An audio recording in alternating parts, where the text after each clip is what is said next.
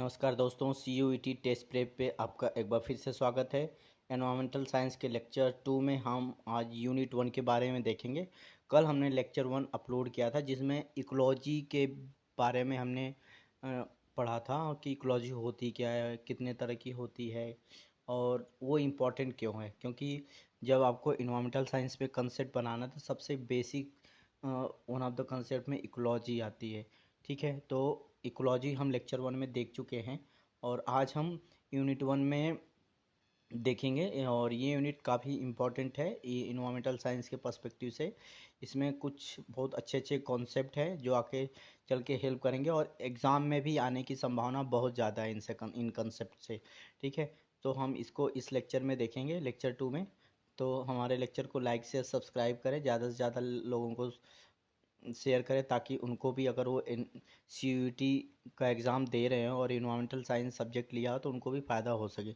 सो हम इस लेक्चर में देखेंगे कि modern school of ecological thought होता क्या है, कि इकोलॉजिकल थॉट होता क्या है, ये कैसे वेरी करता है। ठीक है, डीप इकोलॉजी क्या होती है, उसमें भी स्नाइडर की जो एक अर्थ फर्स्ट की पॉलिसी है, उन्होंने जो व्यू दिया था। स्नाइडर जो एक गैरी स्नाइडर बहुत जाने माने इकोलॉजिस्ट हुए जिन्होंने कि अर्थ को ही सबसे इम्पोर्टेंट बताया एज कंपेयर टू ह्यूमन। इंसान से, मनुष्य से ज़्यादा इम्पोर्टेंट बताया, क्योंकि अर्थ नहीं है, अगर अर्थ पे तो जीवन पॉसिबल नहीं होगा। अगर अर्थ पॉल्यूट हो जाएगी तो दिक्कत है। तो और डीप इकोलॉजी और सैलो इकोलॉजी में डिफरेंस क्या है। फिर स्टीवर्डशिप ऑफ लैंड, ये बैंडल बेरी का बहुत इंपॉर्टेंट कंसेप्ट है। आप इसको इस तरह से भी याद कर सकती हैं, ये डायरेक्ट क्वेश्चन पूछ सकता है कि बेंडल बेरी ने कौन सा कंसेप्ट दिया था।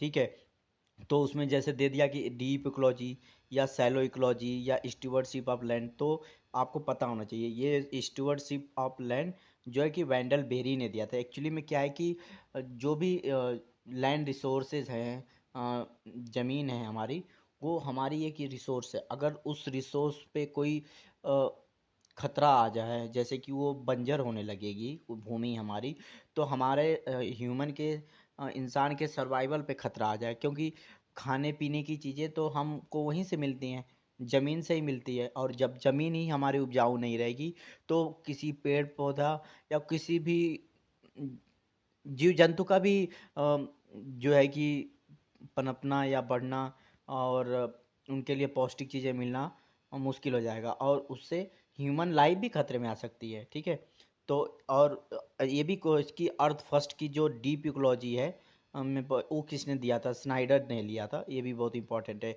सोशल इकोलॉजी, इसमें जो है कि सोशल इकोलॉजी में एक बहुत अच्छे सोशलिस्ट इकोलॉजी हुए, बैरी कॉमनर हुए। इन्होंने सोशल इकोलॉजी का कंसेप्ट एक तरह से दिया था। तो बैरी कॉमनर का भी आपके उसमें है, तो ये भी इम्पोर्टेंट है। तो ये पूछ सकता है कि बैरी कॉमनर किस इकोलॉजी पे अपने कंसेप्ट को दिया या अपने थॉट्स को प्रेजेंट किया है, तो वो सोशल इकोलॉजी हो गया। फिर फेमिनिज्म को देखेंगे, ग्रीन पॉलिटिक्स क्या होती है उसको देखेंगे, वो स्पेशली इंग्लैंड और जर्मनी में ग्रीन पॉलिटिक्स में क्या हुआ उसके बारे में देखेंगे। सस्टेनेबल डेवलपमेंट होता क्या है। ठीक है, तो ये सब चीज़ें हैं ग्रीन मूवमेंट। और WWF world wild fund for nature के बारे में देखेंगे, ग्रीन पीस। तो इस वीडियो में फ़िलहाल हम कुछ इनमें से इम्पोर्टेंट कंसेप्ट को, ये यूनिट 1 है उसमें से डिस्कशन करेंगे। तो सबसे पहले हम देखते हैं कि इन्वायरमेंटलिज्म क्या होता है, कि जो पर्यावरण का एक सिद्धांत है कि पर्यावरण आखिर में किस तरह से इंसान को इन्फ्लुएंस करता है और इंसान जो है, मनुष्य जो है, पर्यावरण को कैसे प्रभावित करता है। इसके बारे में कई तरह होते हैं, जैसे कि पॉलिटिकल है। अब पॉलिटिकल इकोनॉमिकल मूवमेंट होते हैं, सोशल मूवमेंट होते हैं।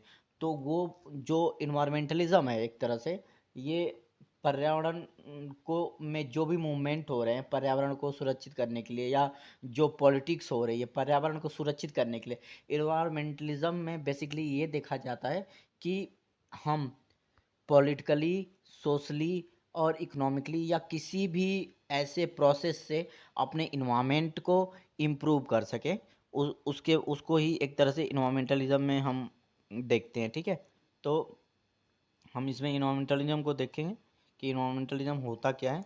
तो इन्वायरमेंटलिज्म बेसिकली पर्यावरण को पॉलिटिकली और एथिकली एक मूवमेंट है जिसके थ्रू इन्वायरमेंट की क्वालिटी को हम डिग्रेड होने से, हार्मफुल एक्टिविटी से बचाते हैं।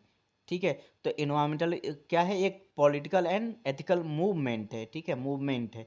मूवमेंट मतलब, आप मूवमेंट का मतलब क्या गया कि पॉलिटिकली और एथिकली जो है, एथिकली मतलब कि अ, आप एथिकली कितने सही, कोई चीज़ सही क्या है पर्यावरण के लिए, और राजनीतिक रूप से ठीक है, तो उसमें जो भी हमारा मूवमेंट होता है पर्यावरण को बचाने के लिए या उसको इम्प्रूव करने के लिए, या कोई ह्यूमन एक्टिविटी उसको हार्म ना कर सके, उस वो इन्वायरमेंटलिज्म कहलाता है एक तरह से। तो इसमें क्या है कि हम adaptation of forms of political, economic, social organisation through a reassessment of humanity relationship with nature. Basically क्या है कि जो ह्यूमन की इन्वायरमेंट के साथ रिलेशनशिप है, उसको हम इकोनॉमिकली, यानी कि जैसे कि अब इंडस्ट्रीज ही केवल लगाते जाएंगे तो इंडस्ट्रीज पोल्यूट करेंगी हमारे इन्वायरमेंट को।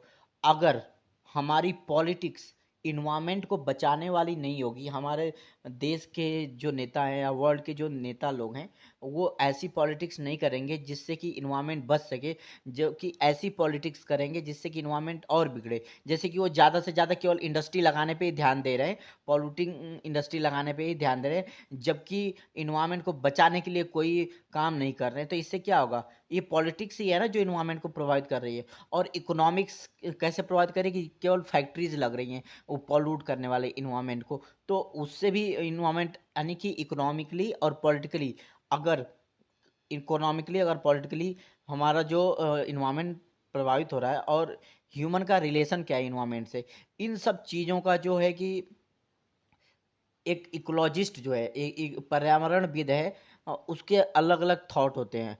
कोई ये सोचता है कि इन्वायरमेंट ही इम्पोर्टेंट है सबसे ज़्यादा ह्यूमन से, कोई ये सोचता है कि इन्वायरमेंट इसलिए इम्पोर्टेंट है क्योंकि ह्यूमन ज़्यादा इम्पोर्टेंट है। ह्यूमन को अगर कोई प्रॉब्लम हो रही है, तो वो, अगर उसके प्रॉब्लम से इन्वायरमेंट को प्रॉब्लम हो जा रही है, और फिर इन्वायरमेंट जो है ह्यूमन को प्रॉब्लम कर रहा है, तो इन्वायरमेंट को सेव करना है। यहाँ ये पॉइंट है कि ह्यूमन को कोई प्रॉब्लम किसी चीज़ से ना हो, ह्यूमन को, इंसान को या मानव को जिससे भी प्रॉब्लम होगी उस चीज़ को हम सही करेंगे। और एक व्यू ये कहता है कि अगर इन्वायरमेंट को प्रॉब्लम होती है तो सब चीज़ को प्रॉब्लम होती है, तो हमें सबसे इम्पोर्टेंस इन्वायरमेंट को देना चाहिए। तो बेसिकली क्या है, इन्वायरमेंटलिज्म में एक तरह से आगे चल के दो व्यू आ जाते हैं। एक एक मत ये कहता है कि इन्वायरमेंट ज़्यादा इंपॉर्टेंट है, एक मत ये कहता है कि मनुष्य ज़्यादा इंपॉर्टेंट है। और मनुष्य इसलिए इम्पॉर्टेंट है, तो अगर इन्वायरमेंट में कोई दिक्कत हो रही है जिसके कारण मनुष्य को दिक्कत हो रही है, तो हमें इन्वायरमेंट की रक्षा करनी पड़ेगी। ठीक है, तो ये हो गया आपका इन्वायरमेंटलिज्म एक तरह से। ठीक है, तो इन्वायरमेंटलिज्म में बेसिकली आपको यही समझना है कि इन्वायरमेंटलिज्म एक तरह से हमारा जो पॉलिटिकली, एथिकली इन्वायरमेंट को बचाने का मूवमेंट है, सोशली बचाने का, इकोनॉमिकली बचाने का, कि हम अ, अ, राजनीतिक रूप से या सोशल रूप से, सामाजिक रूप से ऐसा मूवमेंट लाएं जिससे कि इन्वायरमेंट बच सके। जैसे कि चिपको आंदोलन हुआ था, आपको पता ही होगा। चिपको आंदोलन में क्या होता था कि औरतें जब पेड़ काटने जाते थे लोग, तो औरतें पेड़ को पकड़ के चिपक जाती थी कि आप पेड़ को काटने से पहले मुझे काटेंगे। ठीक है, तो ये, इससे क्या हुआ, पेड़ बचे, इन्वायरमेंट की रक्षा हुई, इंसान की भी रक्षा हुई। अगर पेड़ नहीं रहेंगे तो इंसान की आज नहीं तो कल इंसान की जो हेल्थ है उस पर असर पड़ेगा, रहन सहन पे असर पड़ेगा, खान पान की जो चीज़ें हैं उसकी प्रोडक्टिविटी में असर पड़ेगी।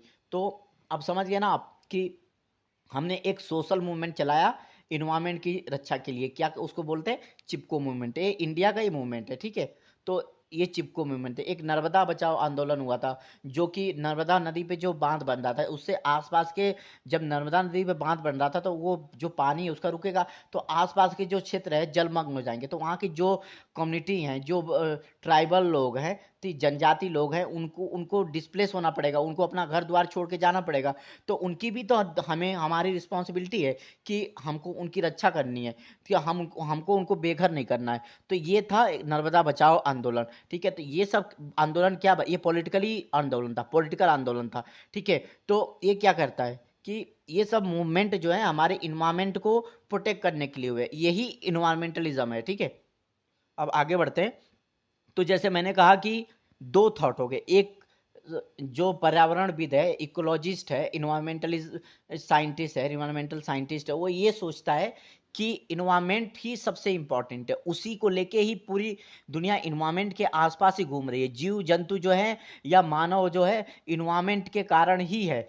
ठीक है, और सो इन्वायरमेंट को प्रोटेक्ट करना हमारा सबसे पहला कर्तव्य है। उसको उसको उसको उसकी रक्षा करना या उसकी देखभाल करना सबसे इम्पॉर्टेंट है एज कंपेयर टू ह्यूमन के। ठीक है, तो हमें ह्यूमन को नहीं जबकि इन्वायरमेंट को ज़्यादा प्रेफरेंस या वरीयता देनी चाहिए। एक साइंटिस्ट इन्वायरमेंटलिस्ट है, एक दूसरा व्यू ये कहता है, दूसरा मत ये कहता है कि देखिए इंसान सबसे इम्पॉर्टेंट है इस धरती पे, उसको जिस चीज़ से दिक्कत हो रही है उस चीज़ को सही करना है। यानी कि मान लीजिए कि इन्वायरमेंट अगर ख़राब होगा तो जाहिर सी बात है कि इन्वायरमेंट पॉल्यूट होगा, पोल्यूशन के कारण ह्यूमन के, इंसान के हेल्थ में दिक्कत आएगी, उनके रहन सहन में दिक्कत आएगी, हर तरह की दिक्कत आएगी।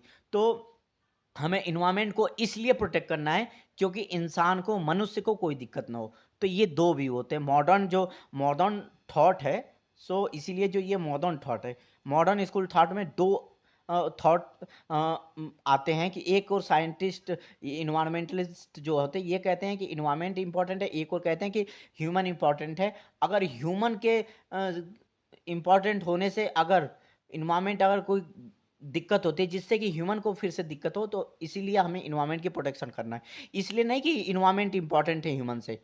ठीक है, ह्यूमन को कोई दिक्कत ना हो इसलिए इन्वायरमेंट प्रोटेक्ट करना है। और एक व्यू कहता है कि इन्वायरमेंट इंपॉर्टेंट है, इन्वायरमेंट को कोई दिक्कत नहीं होनी चाहिए। ठीक है, तो ये दो थॉट होते हैं। अब वही इंटेलेक्चुअल कैंप, दो इंटेलेक्चुअल थॉट लोगों में डिवाइड हो जाते हैं। तो जो ये कहता है कि ह्यूमन इंपॉर्टेंट है, ह्यूमन को जिस चीज़ से दिक्कत हो रही है, जैसे इन्वायरमेंट खराब हुआ तो ह्यूमन को, इंसान को दिक्कत हो रही है, तो उसको कहते हैं human centric, human centred thought या एंथ्रोपोसेनिक थॉट। ठीक है, तो एंथ्रोपोसेनिक किससे रिलेटेड है? ह्यूमन से।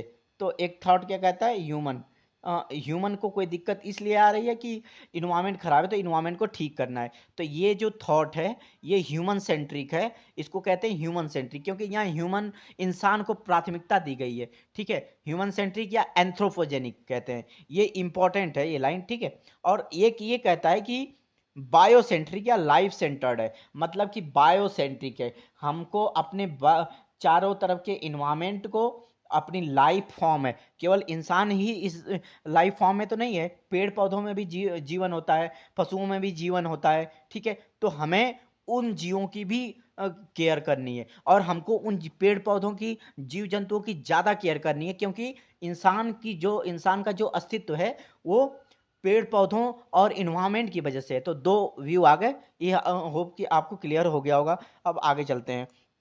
आगे ये है कि अब जो ये ह्यूमन सेंटर्ड है ना, ह्यूमन सेंटर्ड, इसको क्या कहते हैं? एक तरह से सैलो इकोलॉजी कहते हैं। सैलो इकोलॉजी ये ह्यूमन सेंटर्ड है।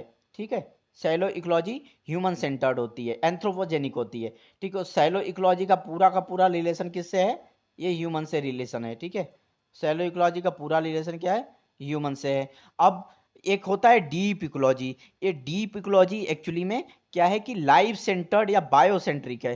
ठीक है, ये बायोसेंट्रिक है, यानी कि डीप इकोलॉजी जो कंसेप्ट है उसमें इंसान को नहीं जबकि इन्वायरमेंट को वरीयता दी गई है, इन्वायरमेंट पे ज़्यादा फोकस किया गया है, इन्वायरमेंट को ज़्यादा महत्व दिया गया है। ठीक है, कि और जो सैलो इकोलॉजी है, सैलो इकोलॉजी में क्या है?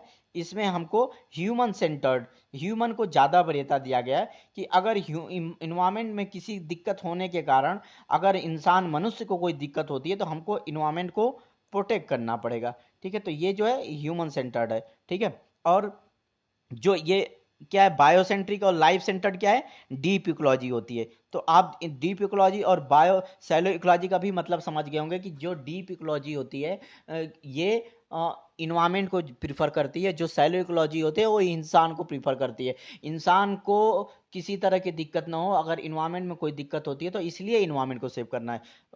ठीक है, तो अब आगे देखते हैं ये जो एंथ्रोपोजेनिक अप्रोच है।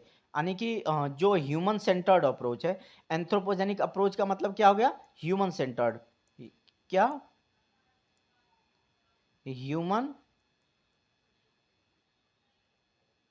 ह्यूमन सेंटर्ड, यानी कि मनुष्य को ध्यान में रखते हुए जो विचारधारा है उसको एंथ्रोपोजेनिक या मानव युक्त जो है कि अप्रोच कहते हैं। वो मेनली जो कि इन्वायरमेंट में जो निगेटिव इफेक्ट आ रहे हैं, इन्वायरमेंटल डिग्रेडेशन के कारण जो ह्यूमन लाइफ पे निगेटिव इफेक्ट पड़ रहा है, उसके लिए हमें इन्वायरमेंट को सेव करना है।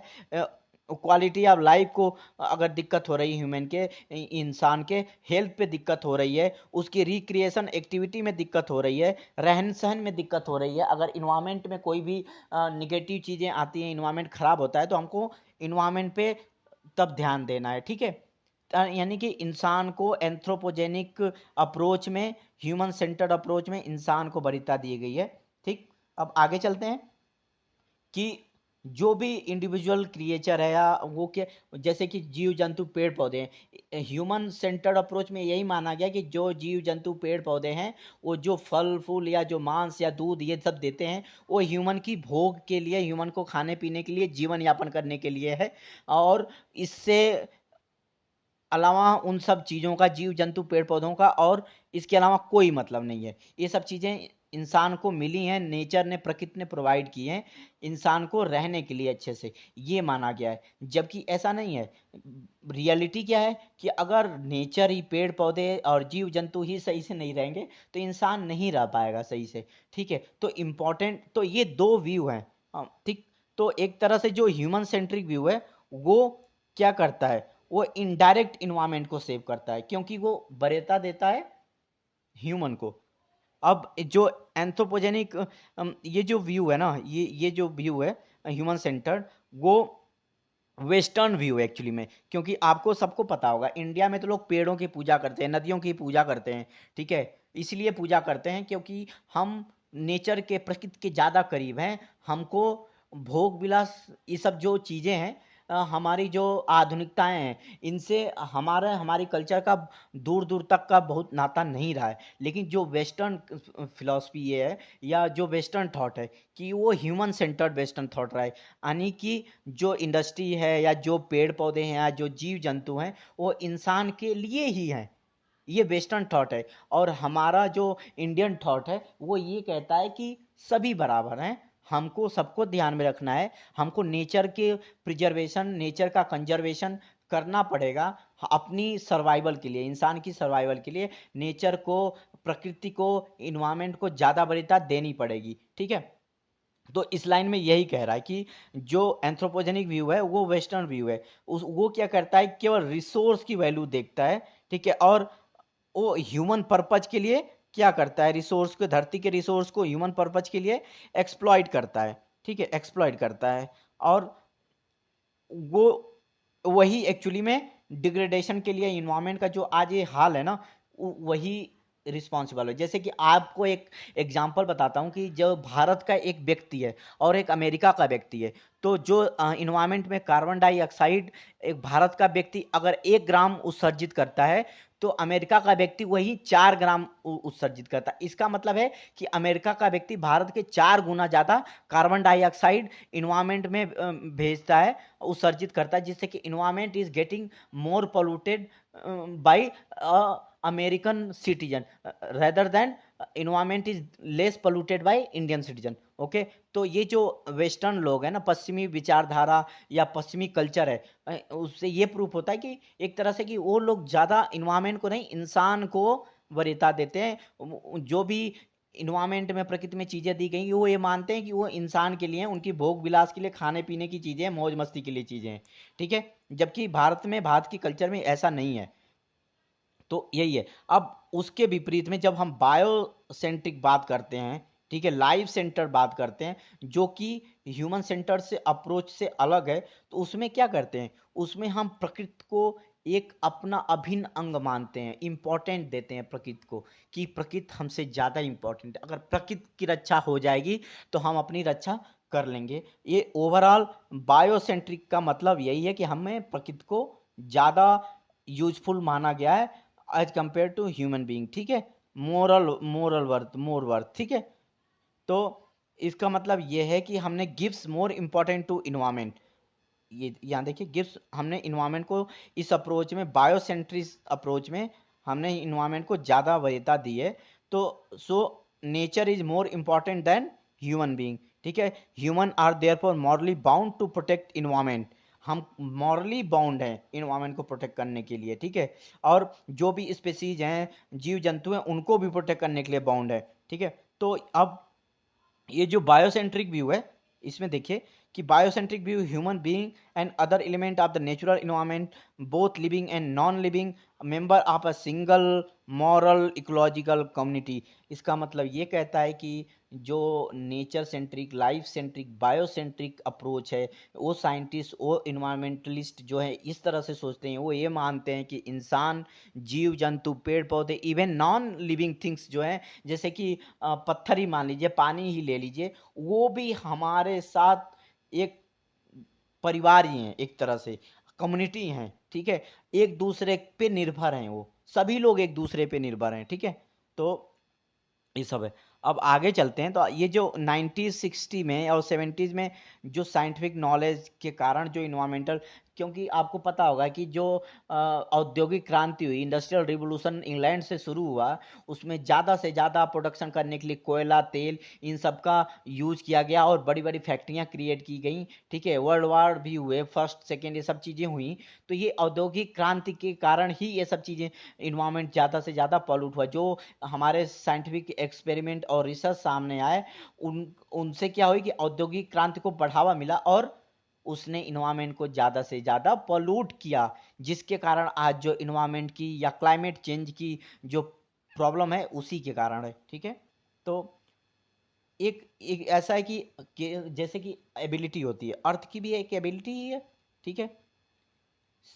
समझ लीजिए जैसे कि आपका खेत है, मान लीजिए कि 1 एकड़ का खेत है, उस खेत की एक एबिलिटी है ना कि वो 1 एकड़ का खेत 100 किलो, 200 किलो या 400 किलो या 1000 कुंतल या 2 कुंतल या 3 कुंतल गेहूं पैदा करेगा एक बार में, या चावल पैदा करेगा एक बार में, जो चीज़ें हैं उसमें बोई जाएंगी। लेकिन ऐसा तो नहीं है ना कि वो 100 कुंतल या 200 कुंतल पैदा करने लगेगा, उसकी एक एबिलिटी है मैक्सिमम। उसी तरह से अब लैंड, हमारे जो खेत हैं, हमारी जो धरती है, वो अब एक तरह से पूरी धरती को जब ले लीजिए, तो इसी तरह से हमारी धरती की भी एक कैपेसिटी है कि वो इंसान को, या अपने ऊपर जो धरती पे लाइफ है, जीव जंतु की, पेड़ पौधे की, या और मनुष्य इंसान की, एक मात्रा तक ही मैक्सिमम कैपेसिटी तक ही उस सबको भोजन दे पाएगी ना, सबके लिए कुछ ना कुछ पैदा कर पाएगी, उसके बाद तो नहीं कर पाएगी।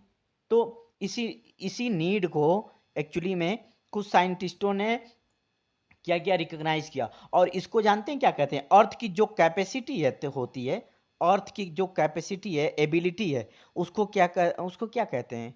कैपेसिटी, वो कैपेसिटी होती है अर्थ की, एक तरह से अर्थ की एबिलिटी होती है जो लाइफ को सस्टेन कर सके, लाइफ जितनी है सबको खिला पिला सके, वो अर्थ की कैपेसिटी उसको कहते हैं, ठीक है, कैपेसिटी,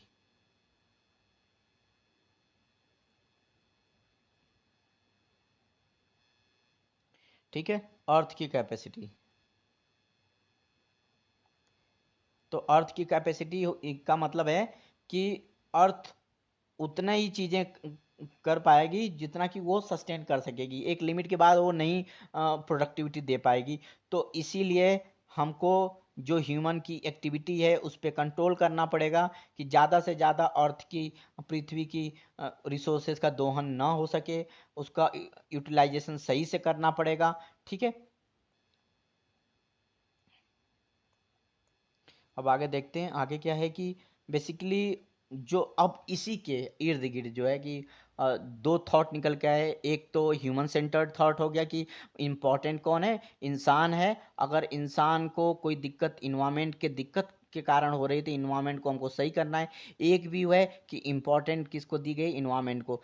इसी व्यू से आगे चल के जब इंडस्ट्रियल रिवोल्यूशन हुआ, पॉल्यूशन बढ़ने लगा, तो क्या हुआ कि इंग्लैंड और जर्मनी और बहुत से देशों में, जैसे न्यूजीलैंड में ग्रीन पार्टी, फॉर्मल यूएसएसआर जो था, रसिया जो अब है, पहले वर्ल्ड वार टू से पहले, वो कोल्ड वार से पहले रस यूएसएसआर होता था। तो वहाँ पे ग्रीन पॉलिटिक्स होने लगी कि जो पार्टियां थी वो लोगों को ये कहती कि हम जो है कि जो रिसोर्सेज है धरती का, उसका सही यूटिलाइजेशन कराएंगे, हम उसी मात्रा में यूज करेंगे, और जो रिन्यूएबल सोर्स हैं उस पे उसको बढ़ावा देंगे ताकि धरती का यूटिलाइजेशन कम हो सके, पॉल्यूशन कम हो सके। इस तरह की जो पार्टियां चुनाव में इस तरह के वादे के साथ आई, और सक्सेस, कुछ पार्टियां सक्सेस भी हुई, लेकिन बेसिकली नॉर्मली ये माना जाता है कि ग्रीन पॉलिटिक्स सक्सेस नहीं हुई, क्योंकि क्या है ना, उसमें जो इंडस्ट्रियलिस्ट हैं उनका जो एक तरह से उनका इंटरेस्ट इन्वॉल्व होता है। अगर हम इन्वायरमेंट को सेव करना है तो जाहिर सी बात है कि हम उस तरह की इंडस्ट्री नहीं सेटअप करेंगे जो ज़्यादा पॉल्यूशन पैदा होता है, जिसके कारण हम उस इंडस्ट्री को, अगर पॉल्यूशन पैदा होता है तो हम उनको ये कहेंगे कि आप या तो पॉल्यूशन कम करिए या तो इंडस्ट्री कम बंद करिए। तो इसके कारण क्या होगा, इसके कारण उनका इंटरेस्ट जो है, जो भी बिजनेसमैन है उनका फ़ायदा नुकसान की बात जब आती है, तो इसीलिए इस तरह की पॉलिटिक्स ज़्यादा सफल नहीं हो पाई। लेकिन ग्रीन पॉलिटिक्स बहुत इंपॉर्टेंट चीज़ है, ठीक है। तो अब देखते हैं कि आगे क्या है, कि जो इसीलिए अब कई स्कूल ऑफ थॉट थे कि एक सर्वाइवलिस्ट था, उसको क्या बोलते हैं, अपोकैलिप्टिक के लिप्टिक बोलते हैं। इसका मतलब सिंपल यही है कि अर्थ की एक कैपेसिटी है, उस कैपेसिटी से ज़्यादा अगर इंसान दोहन करने लगेगा तो अर्थ प्रोड्यूस नहीं कर पाएगी, और पूरा का पूरा सिस्टम ही कोलैप्स हो जाएगा, न इंसान बचेगा न इन्वायरमेंट बचेगा, दोनों खत्म हो जाएगा। इसको ही कहते हैं अपोकैलिप्टिक बोलते हैं, सर्वाइवलिस्ट बोलते हैं। तो हम अपने सर्वाइवल के लिए इन्वायरमेंट को ज़्यादा से ज़्यादा दोहन ना करें, उतना ही दोहन कर सकें जितना हमको धरती पैदा करके प्रोडक्टिविटी दे सके, ठीक है, उनका ओवर यूज ना करें, ठीक है। तो इस चीज़ को, और एक क्या था, इमेंसिपेटरी इन्वायरमेंट था। अब इमेंसिपेटरी में एक्चुअली में क्या होता है कि ये जो ह्यूमन वेल बीइंग पे बात करते हैं, इसके अंदर वेलफेयर इकोलॉजी आती है, ठीक है। जो इमेंसिपेटरी इन्वायरमेंटलिज्म है, इसमें क्या आता है, वेलफेयर इकोलॉजी, जो कि ह्यूमन वेलबींग, इंसान के वेलबींग से अच्छा से रहने से, लाइफ के को और अच्छा बनाने से पे ही ये काम करता है, इस तरह की अप्रोच पे काम करता है कि कैसे इंसान की लाइफ को अच्छा बनाया जा सके, ठीक है। सोसाइटी की बात करता है, एज ए पूरी सोसाइटी की बात करता है, ठीक है, इमेंसिपेटरी। तो अब इसमें क्या है, इसमें कई चीज़ें इंक्लूड होती हैं कि जो लेटर मूवमेंट आए उसमें सोशल इकोलॉजी, डीप इकोलॉजी, अब एनिमल राइट्स भी है। जाहिर सी बात है कि एनिमल राइट्स भी सबके राइट्स हैं भाई। उसमें इको फेमिनिज्म आया। इको फेमिनिज्म में मतलब वही है कि जो इन्वायरमेंट है और जो फेमिनिज्म है, जो एक तरह से वुमेन है, उनकी भी राइट्स की बात है, उनका भी बहुत ज़्यादा शोषण किया जाता है, जाता रहा है, अभी भी किया जा रहा है। मेन जो है इंसान, आदमी जो है, औरतों का ज़्यादा से ज़्यादा शोषण किया है। इसका रिलेशन जैसे कि इन्वायरमेंट का भी इन लोगों ने ज़्यादा से ज़्यादा शोषण किया था। इसीलिए जो फेमिनिस्ट विचारधारा की औरतें हुई कि जिनको ये है कि हम भी इम्पोर्टेंट है, हमारा शोषण नहीं होना चाहिए, वो ये मानते हैं कि इन्वायरमेंट का इसीलिए शोषण हुआ क्योंकि औरतों का शोषण हुआ, ठीक है, आदमियों के द्वारा। तो आदमी शोषण करता ही करता है। तो ये चीज़ें हैं। इसमें जो लेटर मूवमेंट आए उसमें ये डीप इकोलॉजी आई, सोशल इकोलॉजी आई, उसके बाद एनिमल राइट्स की बात आई, उसके बाद हमारा जो फेमिनिज्म की बात आई, इको फेमिनिज्म की बात आई, ठीक है। तो अब इसमें जो सबसे पहला थॉट था जो मॉडर्न स्कूल ऑफ थॉट में, कि एंथ्रोपोसेंट्रिक स्कूल ऑफ थॉट, जो कि मानव के इर्द गिर्द घूमने, ह्यूमन सेंट्रिक थॉट था। उसमें दो चीज़ें आई। पहला चीज़ आया कि एपोकेलिप्टिक इन्वायरमेंटलिज्म, ठीक है, ठीक। तो इसमें क्या है, सर्वाइवलिस्ट इसको बोलते हैं एक तरह से, सर्वाइवे, कि हमको सर्वाइव करना है। इसमें ओवरऑल इस कंसेप्ट में आप ये समझ लीजिए कि धरती की एक कैपेसिटी होती है, ठीक है। इसका, अब ये धरती है, अब जैसे ये बाहर निकल रहा है ना, ये कैपेसिटी से ये बाहर निकल गया तो क्या होगा, नुकसान करेगा। तो अगर धरती की कैपेसिटी से ज़्यादा धरती को प्रोड्यूस करना पड़ेगा, आपकी ही कैपेसिटी से ज़्यादा, आपकी कैपेसिटी है कि 1 किलोमीटर दौड़ सकते हो, अब 2 किलोमीटर 3 किलोमीटर दौड़ना होगा तो आपकी क्या हालत होगी, सोच लीजिए। हो सकता है कि आप बच्चे भी नहीं, कोलैप्स कर जाएं। उसी तरह से धरती की ही कैपेसिटी है, उससे ज़्यादा पे धरती कोलैप्स करेगी। धरती कोलैप्स करेगी तो इंसान कोलैप्स करेगा। कुल मिला के इसका यही कंसेप्ट है, ठीक है। आप इसमें यही समझिए, बेसिक चीज़ मैं आपको बता रहा हूँ, ठीक है। तो ये कह रहा है कि जो अब इसी तरह से दोहन होता रहा धरती का, तो लॉन्ग टर्म में क्या है, धरती का जो फ्यूचर है वो ब्लीक है, एकदम कमजोर है, दिख रहा है। कोई कोई इसको सेव करने के लिए आ ही नहीं रहा है, ठीक है। तो और ये जो चीजें हैं, ये कंसेप्ट निकल के कहाँ से आए, ये इंपॉर्टेंट है, ये थोड़ा सा रट लीजिएगा आप। रिचेल कार्सन साइलेंट स्प्रिंग नाम की इन्होंने एक किताब लिखी थी। ये किताब का नाम है, रिचेल कार्लसन ने लिखा था, ठीक है। और एक ये लिखे थे द ट्रेजिडी ऑफ कॉमन्स, ये बहुत इंपॉर्टेंट चीज है। द ट्रेजिडी ऑफ कॉमन्स जो है किसने लिखा था, गैरेट हार्डी ने लिखा था। ये भी बहुत इंपॉर्टेंट है, ये दो चीज हो गई, ठीक है। द पॉपुलेशन बॉम्ब किसने लिखा था, पॉल इन लीच ने लिखा था, ठीक है।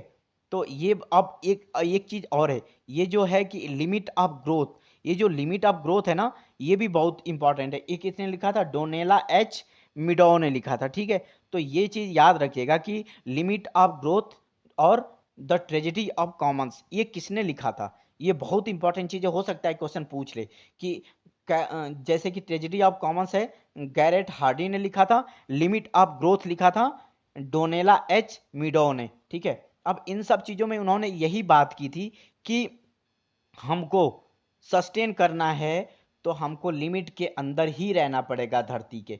हमको जीवित रहना है, इंसान को जीवित रहना है, तो उनको इन्वायरमेंट को कुल मिला के सेव करना पड़ेगा, जिससे कि हमारी जितनी आवश्यकता है पृथ्वी उतना प्रोड्यूस कर सके, उतना जीव जंतु पेड़ पौधे इन्वायरमेंट हमको दे सके। अगर हम अपनी आवश्यकता से धरती से लेने लगेंगे तो धरती का इन्वायरमेंट जीव जंतु सब एक्सटिंक्ट हो जाएंगे, लुप्त हो जाएंगे, और हमारा इन्वायरमेंट कोलैप्स कर जाएगा, और उसके चलते मनुष्य भी कोलैप्स कर जाएगा, ठीक है।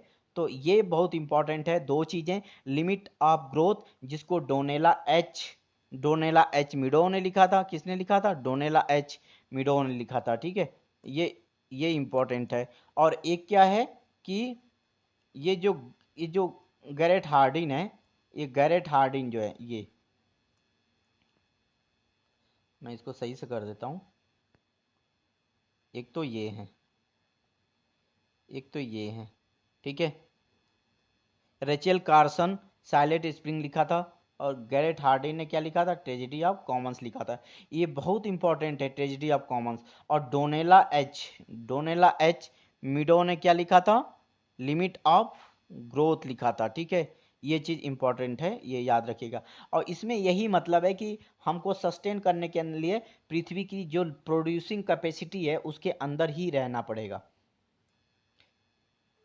अब क्योंकि जो ये सर्वाइवलिस्ट थॉट है ना, ये एक तरह से इसको काफ़ी सेंट्रलाइज करके पावर के कारण ही बात की गई थी कि जो ह्यूमन एक्टिविटी है उसको कंट्रोल करना पड़ेगा। कुल मिला के ये कहता है कि इसका मतलब है कि अगर हमको किसी के अंदर ही है कि हमको भाई हमारी धरती 4 kg ही प्रोड्यूस कर पाएगी, तो हमको 4 kg के अंदर ही खाना पीना रहना है, तो इसीलिए ह्यूमन की जो एक्टिविटी है गवर्नमेंट्स को कंट्रोल करना पड़ेगा। ह्यूमन अपनी एक्टिविटी ऐसे नहीं कंट्रोल करेगा, उसको कंट्रोल करवाना पड़ेगा, ठीक है।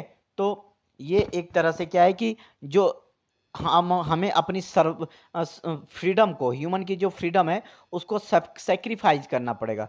जो ह्यूमन की फ्रीडम है उस अपने सर्वाइवल के लिए, किस लिए, सर्वाइवल के लिए सेक्रीफाइस करना पड़ेगा।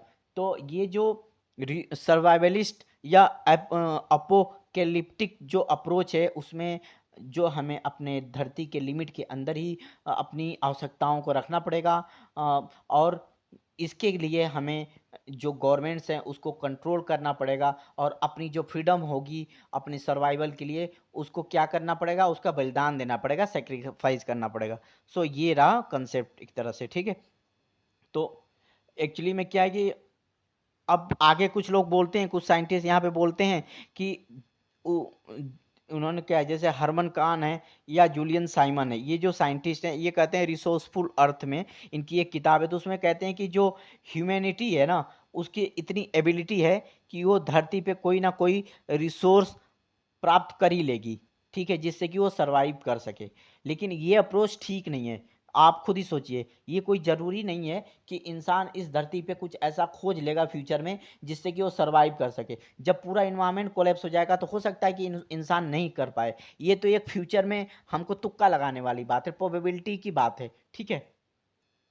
अब आगे चलते हैं। आगे क्या है, सर्वाइवलिस्ट का हो गया, एपोकैलिप्टिक का अप्रोच का हो गया। हम देखते हैं इमेंसिपेटरी अप्रोच, ठीक है। इमेंसिपेटरी अप्रोच या इन्वायरमेंटलिज्म में क्या है, एक तरह की अप्रोच जो कि 1970 में डेवलप हुई थी, ठीक है। इसमें क्या है कि जो हमारा इन्वायरमेंट है उसको हमको उसके डिग्रेडेशन को कम करने के लिए लिमिटिंग इन्वायरमेंटल डिग्रेडेशन किस through, recycling, alternative energy technology, decentralization और democratization, economic and social planning.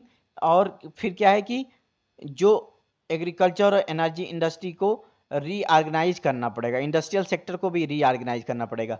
तो इमेंसेटरी अप्रोच में यही सब कहा गया है कि हमको कुल मिला के अपनी जो एनर्जी की नीड है उसको हमको किसी दूसरे एनर्जी नीड से, कल को हो सकता है कोयला या पेट्रोल खत्म हो जाए तो उसको किसी दूसरे एनर्जी अल्टरनेटिव एनर्जी सोर्स को खोजना पड़ेगा, रिन्यूएबल एनर्जी का यूज़ करना पड़ेगा। जो हमारी प्लानिंग है किसी चीज़ को, काम को, इंडस्ट्री को लगाने की, उसको डिसेंट्रलाइज करना पड़ेगा। डिसेंट्रलाइज मतलब एक जगह कंट्रोल नहीं, उसको कई जगह कंट्रोल करना पड़ेगा, एक ही जगह नहीं, उसको कई जगह कई लोगों को पावर देना पड़ेगा, ठीक है। और उसके लिए एग्रीकल्चर को, एनर्जी इंडस्ट्री को या इंडस्ट्रियल सेक्टर को भी रीऑर्गेनाइज करना पड़ेगा।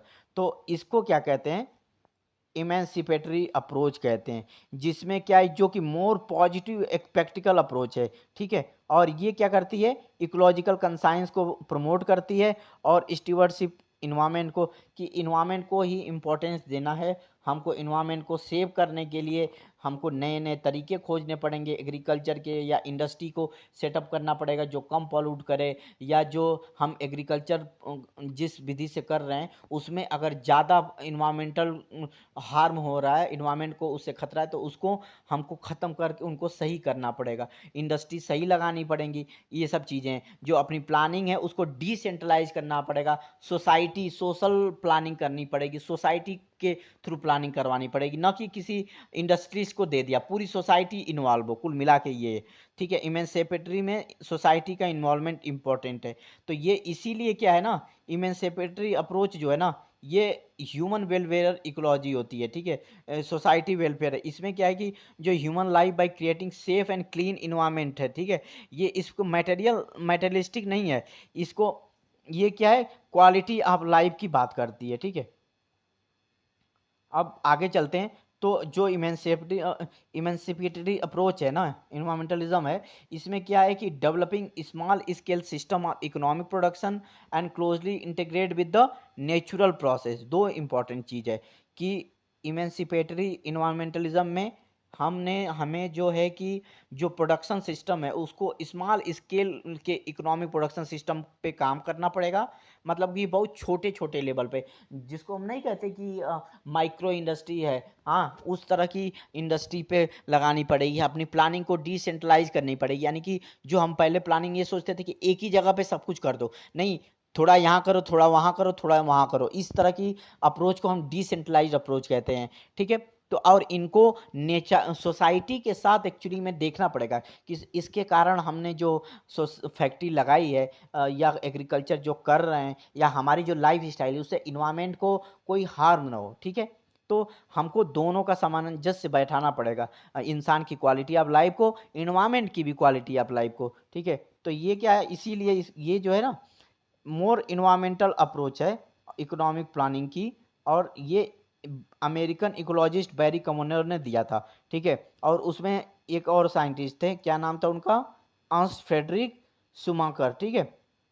ये दो साइंटिस्ट थे। लेकिन ये जो बैरी बैरी कमाडोर है ना, ये अमेरिकन साइंटिस्ट, ये भी पूछ सकता है कि ये कहाँ के साइंटिस्ट हैं, तो कहाँ के हैं, अमेरिका के, ठीक है, अमेरिका, अमेरिकन साइंटिस्ट हैं, ठीक है। और ये जो है इनका एक्चुअली में कौन सा है, इनका इमेंसिपेटरी में क्या, किस human social, human social social ecology इन्होंने डेवलप किया था, ठीक है। तो अब इनका समझ में आ गया ना, इनका क्या कंसेप्ट था, कि बैरी कमोडोर ने ये कंसेप्ट दिया था कि एक तो उनका जो वो इमेंसिपेटरी इन्वायरमेंटलिज्म को उन फॉलो करने वाले थे, वो इस तरह की अप्रोच रखते थे, और उसमें भी ह्यूमन सोशल इकोलॉजी को प्रमोट करते थे। और उन्होंने इसके लिए क्या किया था कि जो हमारा नेचर है उसको, जो सोशल बेस्ड इकोनॉमिक ऑर्डर है, जैसे कि स्मॉल स्केल लेवल पे इकोनॉमिक प्रोडक्शन है, उसको बढ़ावा, डिसेंट्रलाइजेशन की बात करते थे, डेमोक्रेटाइजेशन की बात करते थे, सोशल सोसाइटी की बात करते थे। आप बस इतना ही समझिए कुल मिला के, ठीक है। और ये इंपॉर्टेंट है, ठीक है, ये पूछ सकता है कि बैरी कमोडोर इनमें से किस तरह के मत को फॉलो करते थे, तो इमेंसिपेटरी या ह्यूमन सोशल इकोलॉजी, ठीक है, या वेलफेयर इकोलॉजी, ठीक है, ह्यूमन वेलफेयर की बात करते थे। अब इन्होंने क्या किया, ये लाइन है कि प्रोडक्टिव प्रोसेस और नेचर के साथ वर्क कर, nature work with nature, not against it, encourage the use of organic and renewable resources rather than synthetic produce, ठीक है, और advocate renewable and small scale in energy resources, government policy supported effective transportation and energy efficient.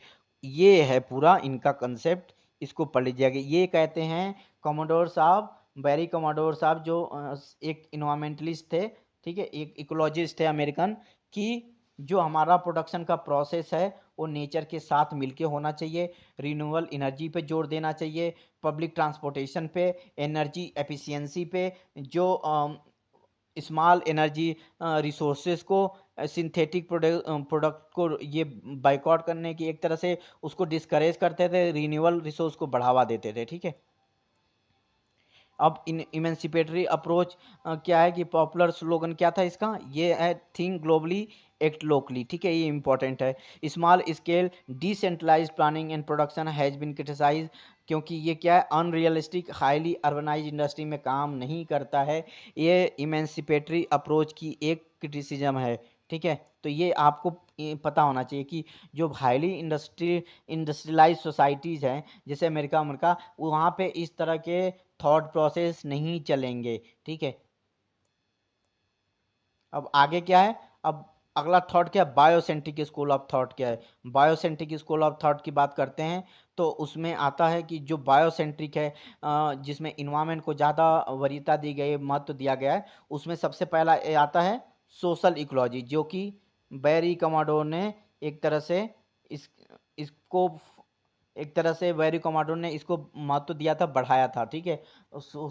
Welfare ecology, social ecology, इसमें कि as a society whole बात हो, और environment का protection हो, इन्वायरमेंट की को ज़्यादा प्रेफरेंस दिया जाए, उसको कहते हैं सोशल इकोलॉजी। अब यहाँ पे एग्जांपल, जब हम डिफिनीशन देखते हैं तो social ecology emphasis on the small scale economic structure, यहाँ पे स्मॉल स्केल इकोनॉमिक स्ट्रक्चर, बहुत बड़ी बड़ी कंपनियां नहीं, सोशल डायमेंशन भी हो, और क्या है, अब इस तरह का जो फीचर है, क्या कहलाते हैं, सोशल इकोलॉजी कहलाते हैं। और सोशल इकोलॉजी के सबसे बड़े जो प्रोपोनेंट थे, जिन्होंने इसको सबसे ज़्यादा बढ़ाया था, उसका नाम था मरे बुकचिन, मरे बुकचिन, ठीक है, मरे बुकचिन। तो सोशल, अब पूछ देगा कि सोशल इकोलॉजी के सबसे बड़े प्रोपोनेंट कौन थे। सोशल इकोलॉजी के सबसे बड़े प्रोपोनेंट थे अमेरिकन इन्वायरमेंटल अनार्किस्ट मरे मरे बुकचिन, ठीक है, ये भी इंपॉर्टेंट है, ठीक। अब आगे क्या है, अब सोशल इकोलॉजिस्ट क्या है कि ये सोचते हैं कि जो कॉज ऑफ इन्वायरमेंटल डिग्रेडेशन है वो क्या है, कि सोसाइटी में जो न्यायिक चीज़ें सही नहीं, अनजस्ट था, या सोसाइटी में जो हायरार्कियल रिलेशनशिप से बड़ा छोटा का भेदभाव है, ठीक है, इसके कारण, और जो कैपिटलिस्ट लोग थे, जो बहुत बड़े बड़े इंडस्ट्रियलिस्ट लोग थे, ये उनके कारण जो है इन्वायरमेंटल डिग्रेडेशन हुआ है। तो सोशल इकोलॉजिस्ट यही सोचते हैं कि जो समाज में भेदभाव, ऊंच नीच, ये व्यवस्था फैली थी, और जो बहुत बड़े बड़े इंडस्ट्रियलिस्ट थे, इंडस्ट्रीज थी, उनके कारण इन्वायरमेंट डिग्रेड हुआ है। तो ये ओवरऑल सोशल इकोलॉजिस्ट इस तरह सोचते हैं, और सोशल इकोलॉजी का एक सार हो गया, कंसेप्ट हो गया। अब ठीक है, सोशल इकोलॉजी क्या है कि जो इन्वायरमेंट में प्रॉब्लम है ना, ये मानते हैं कि problem of environmentalism are due to one authoritarian hierarchy.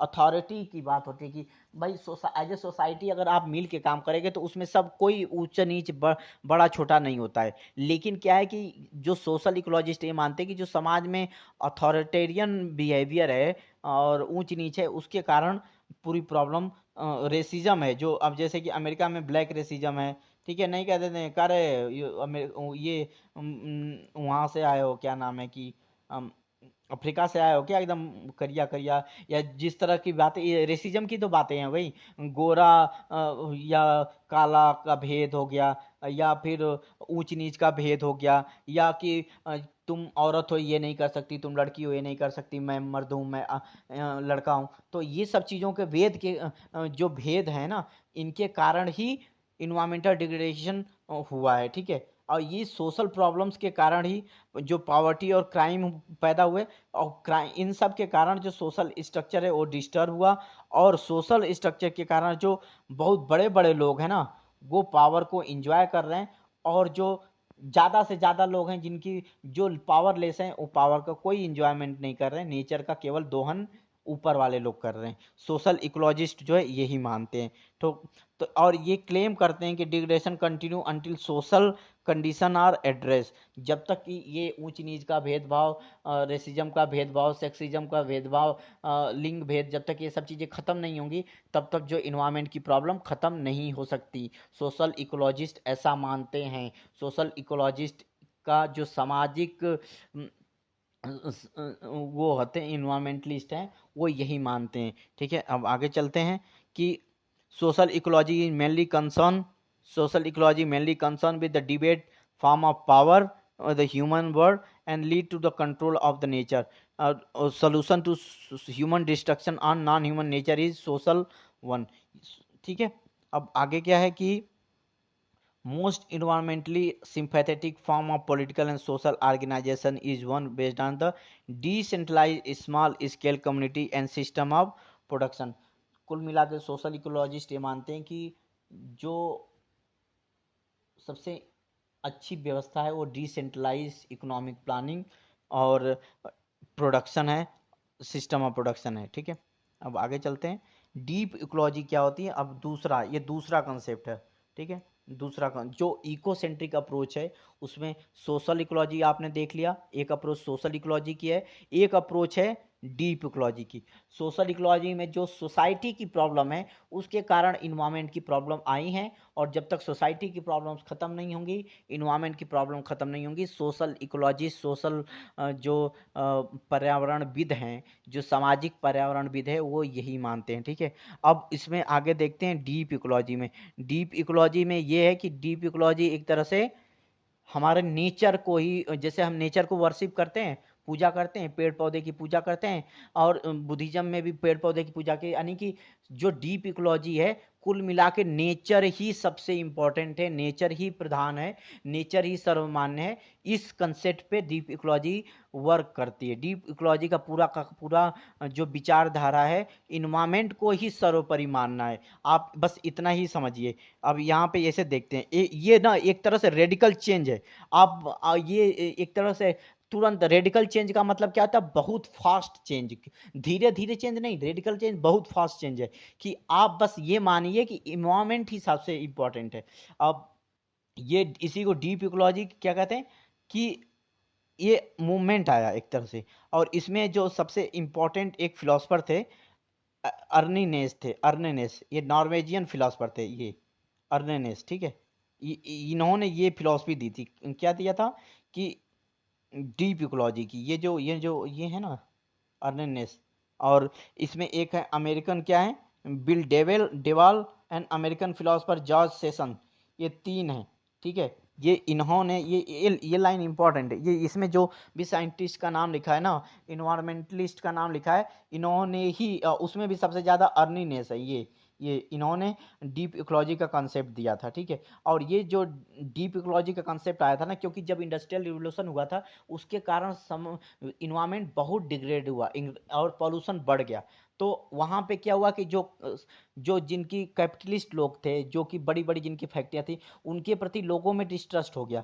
उसके कारण ये जो डीप इकोलॉजी का कंसेप्ट आया, उनमें डिस्ट्रस्ट होने के कारण ही आया है। ठीक है, तो ये अब डीप इकोलॉजिस्ट क्या कहते हैं कि जो स्पिरिचुअल रिलेशनशिप है ह्यूमन नॉन ह्यूमन नेचर का, ह्यूमन को उसकी ज़रूरत है, उसको रिगेन करना चाहिए। जो इंसान है, जो मनुष्य है, जो ह्यूमन है, उसको जो नॉन ह्यूमन है, जैसे पेड़ पौधे नॉन ह्यूमन हुए, हाँ, जीव जंतु, उनके साथ सामंजस्य बना के रहना पड़ेगा, स्पिरिचुअलिटी के साथ रहना पड़ेगा। इसी को ही डीप इकोलॉजिस्ट मानते हैं, यही इंपॉर्टेंट है पूरा का पूरा कंसेप्ट एक तरह से। ठीक है, तो इसमें क्या है कि ये इंटरकनेक्शन होता है सभी ऑर्गेनिज्म का, ये है कंसेप्ट की इंटरकनेक्शन। क्या, ह्यूमन का किसके साथ, इकोस्फीयर के साथ, नॉन ह्यूमन जैसे कि पेड़ पौधे, ह्यूमन, सब का एक इंटरकनेक्शन, सभी एक दूसरे से कनेक्टेड है, डीप इकोलॉजी में यही माना गया है। ठीक है, अब अब आगे चलते हैं। आगे क्या है कि जो बायोसेंट्रिक प्रिंसिपल है ना, ये बायोसेंट्रिक प्रिंसिपल, ये क्या है, ब्रिटिश इकोलॉजिस्ट थे ये, जेम्स लॉलॉक। ठीक है, जेम्स लॉलॉक, ये जेम्स लॉलॉक है। उन्होंने क्या एक बुक लिखी थी, गाया a new look at life on earth. उसमें इन्होंने बताया था कि जो planet is a single living self regulating entity capable of री establishing ecological equilibrium even without existence of human life. यानी कि अगर ह्यूमन लाइफ नहीं भी होती तभी भी इन्वायरमेंट एग्जिस्ट करता था। जो लाइफ है धरती पे वो तभी भी थी मनुष्य के पहले। तो मनुष्य जो है इम्पोर्टेंट नहीं है, लाइफ मनुष्य के अलावा भी हैं, वो भी इम्पोर्टेंट है।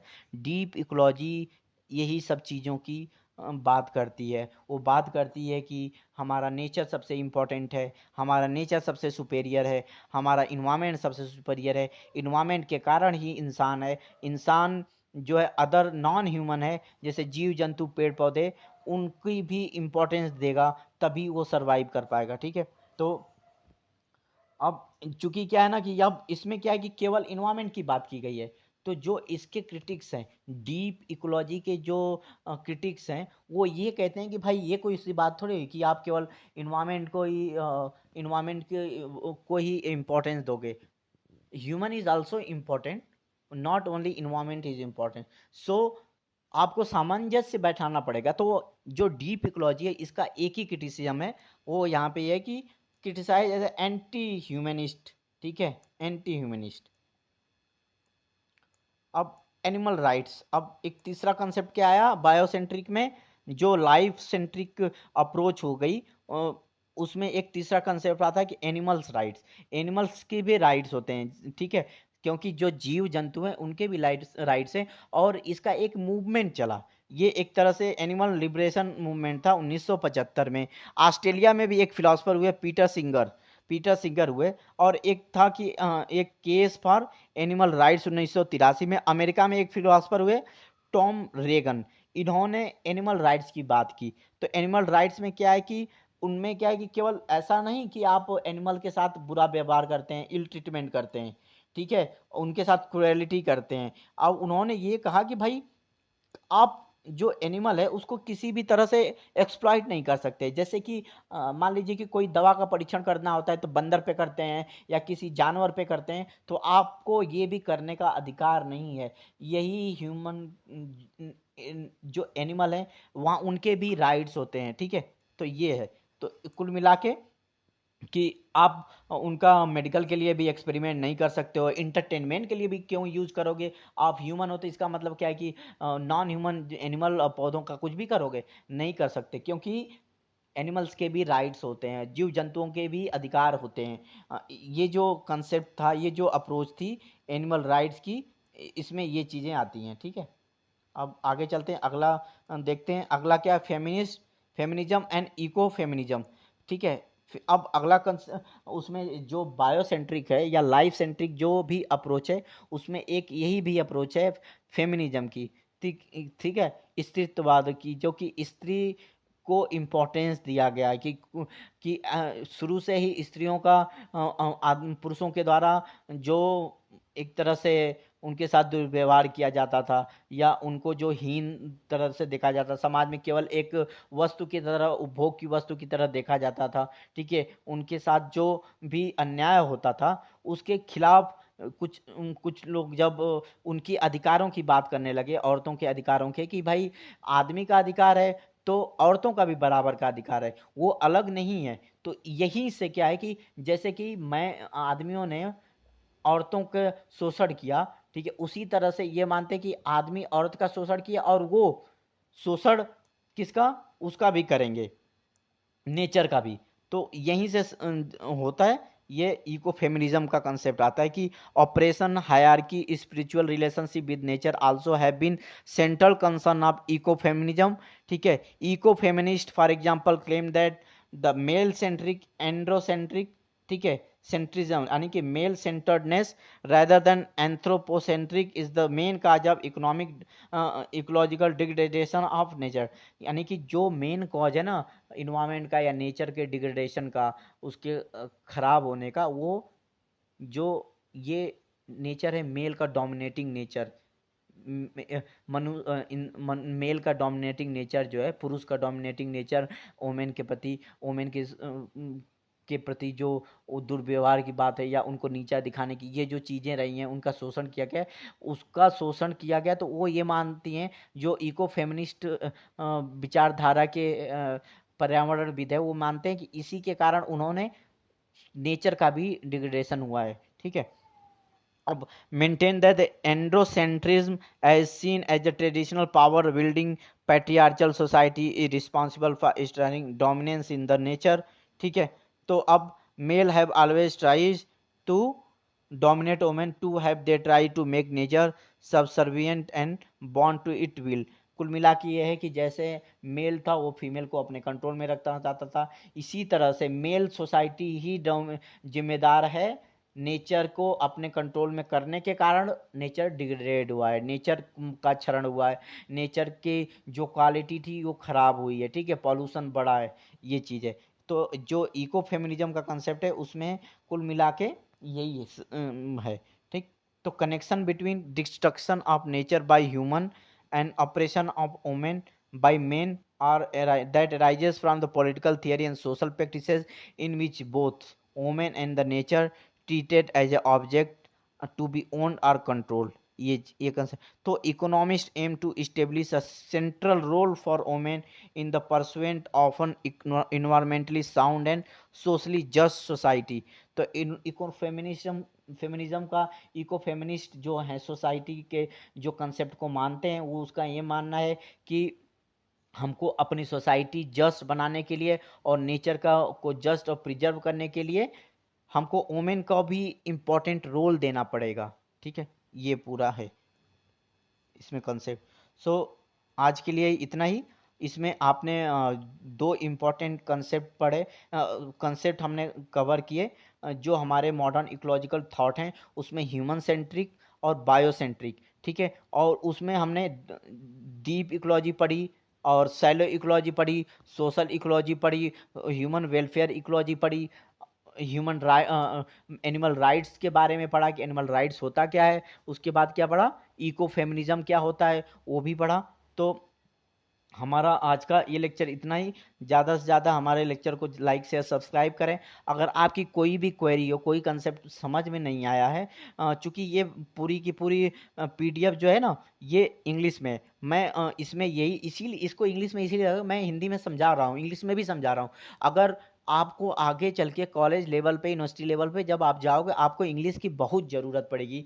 तो आप जब मेरी बातों को यहाँ पे इंग्लिश में पढ़ो, मेरी बातों को ध्यान से सुनो, तो आपको इंग्लिश में क्या लिखा है उसका मतलब समझ में आ जाएगा और कंसेप्ट भी समझ में आ जाएगा। अब अगर इसमें कुछ भी ऐसा कंसेप्ट जो मैंने बताया नहीं समझ में आता, तो आप कमेंट बॉक्स में हमें कमेंट करिए, उसको मैं फिर से समझाऊंगा, ठीक है। और कोई भी दिक्कत होती है तो आप हमारे चैनल पे हमें कमेंट करिए, हमें लिखिए, हम आपके उस प्रॉब्लम को सॉल्व करेंगे। आपकी जो CUET के एग्ज़ाम को प्रिपरेशन में कोई भी प्रॉब्लम है उसको दूर करेंगे। और आप हमारे चैनल को लाइक शेयर सब्सक्राइब करें। तब तक के लिए स्वस्थ रहिए, मस्त रहिए, अपनी पढ़ाई अच्छे से करते रहिए। थैंक यू सो मच, धन्यवाद।